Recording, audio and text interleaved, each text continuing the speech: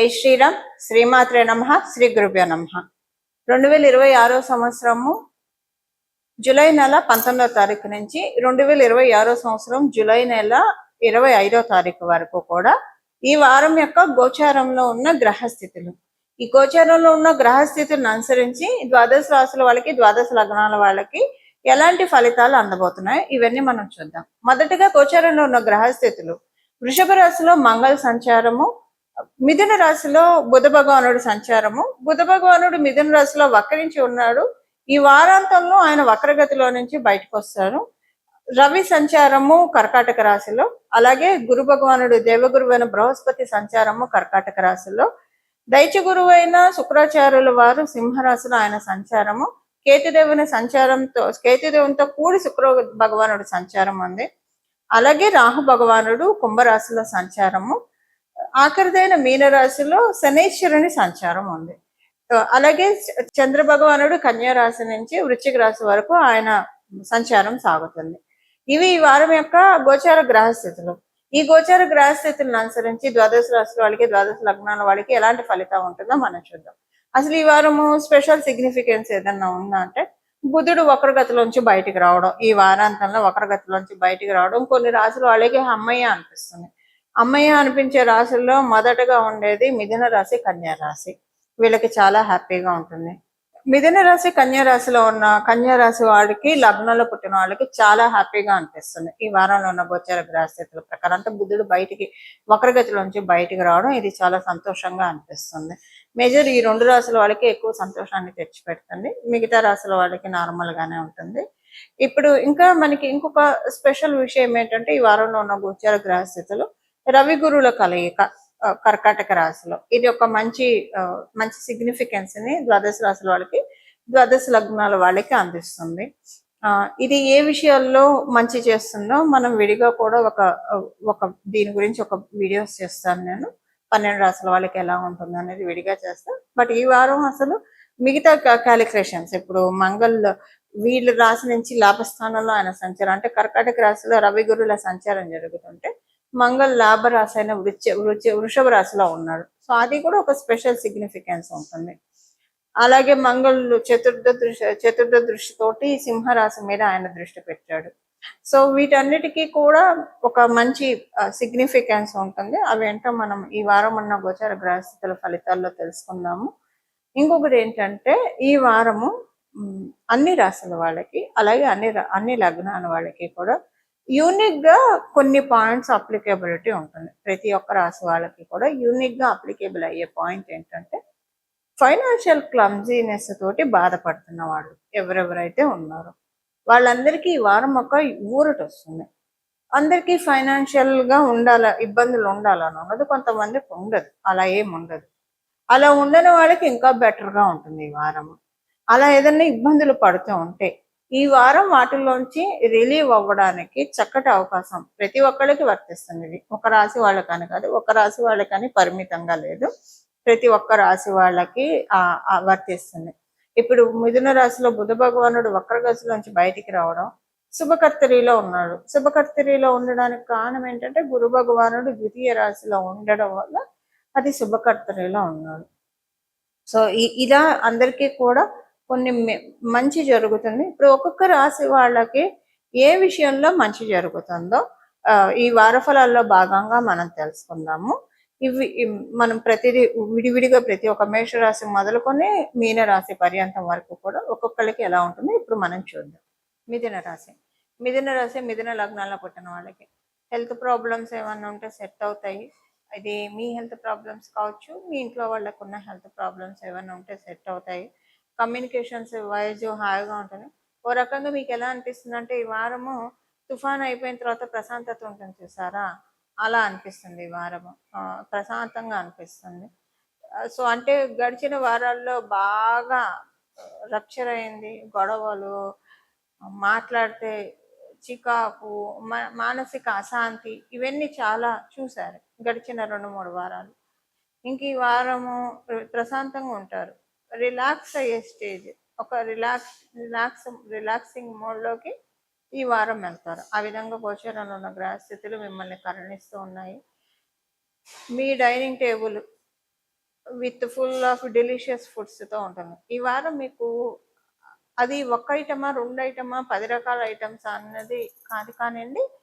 But తృప్తి తీరా తింటారు, తనివి తీరా తింటారు. మీరు తిన్న ఫుడ్ మీకు సాటిస్ఫాక్షన్ ఇస్తుంది. చాలా కాలం తర్వాత మంచి భోజనం చేసాం, చాలా కాలం తర్వాత తృప్తిగా తిన్నాం, కడుపు నిండా తిన్నాం.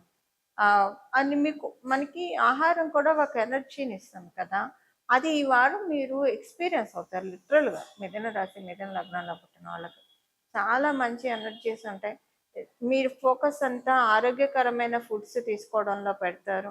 ఆరోగ్యకరమైన ఆహారపు అలవాట్లని మీరు అలవర్చుకుంటారు. ఈ వారం మీకు తెలియకుండా వాటికి సంబంధించిన సర్చింగ్స్ కూడా మీరు ఎక్కువగా చేస్తారు. ఆల్రెడీ పోయిన వారం నుంచే చేసే ఛాన్స్ ఉంది.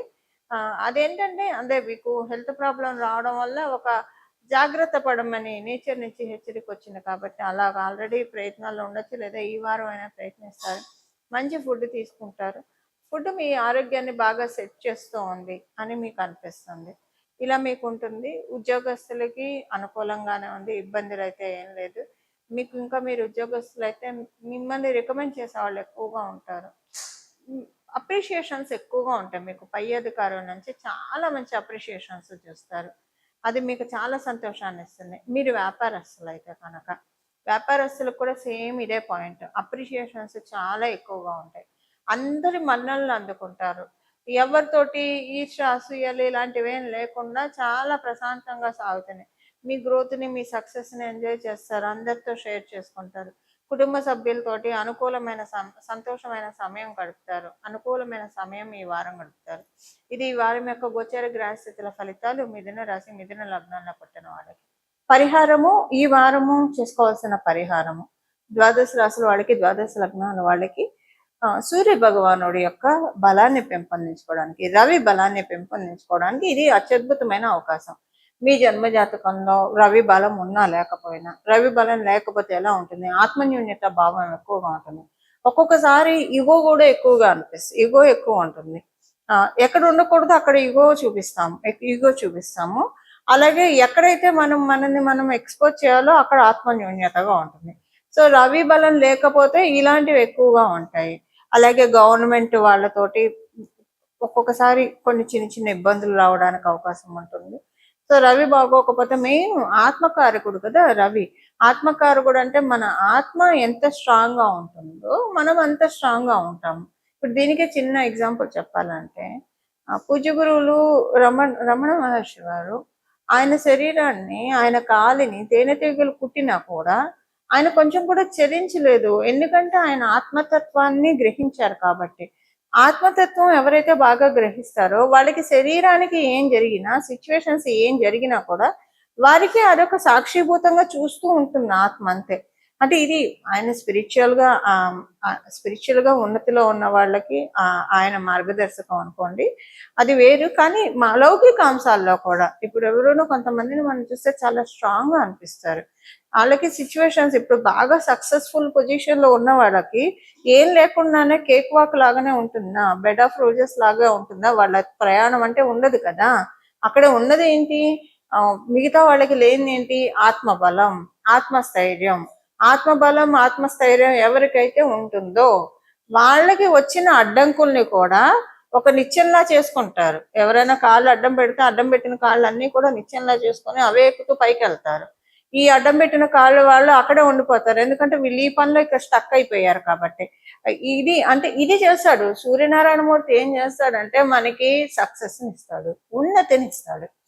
దానికి కావాల్సిన ఏంటి? దానికి కావాల్సింది మనకి ఇస్తాడు. ఆత్మబలాన్ని ఇస్తాడు. ఆత్మబలాన్ని, ఆత్మ చైతన్యాన్ని పెంపొందించుకోవడానికి. అలాగే ఎవరైనా ఆధ్యాత్మికంగా కూడా ముందుకి పురోభివృద్ధికి వెళ్ళాలన్నా సరే మనలో ఉన్న ఆత్మబలం పెరిగితేనే చాలా బాగా ఆధ్యాత్మికంగా కూడా ముందుకు వెళ్తాము.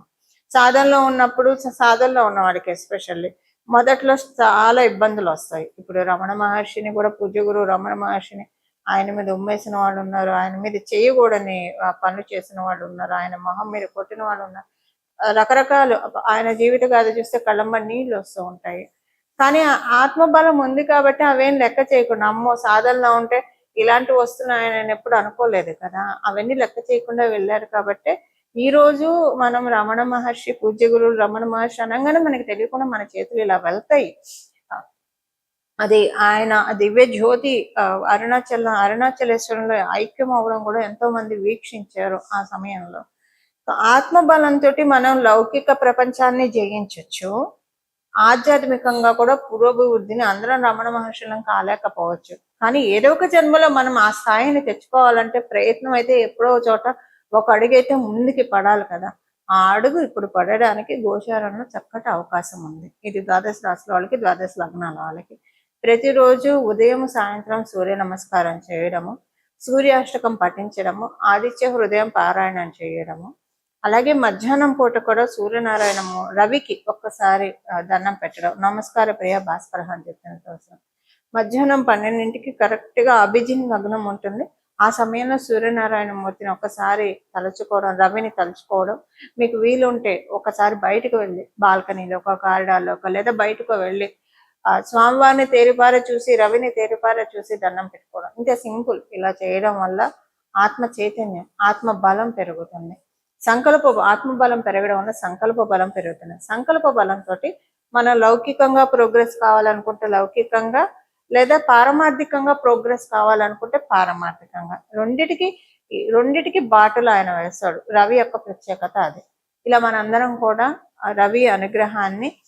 రవిదేవుని యొక్క అనుగ్రహాన్ని పొంది మన జీవితంలో ఆత్మబలంతో, ఆత్మస్థైర్యంతో అన్ని కూడా మన జీవితంలో అన్ని పనులు నెరవేర్చుకుంటూ మోక్ష సాధనకి ముందుకు వెళ్ళాలని చెప్పి మనస్ఫూర్తిగా మనందరి తరఫున సూర్యదేవుని యొక్క పాదాలని శిరస్సు ఉంచి ప్రణామం చేస్తూ మంగళం. నమో భగవతే వాసుదేవాయ.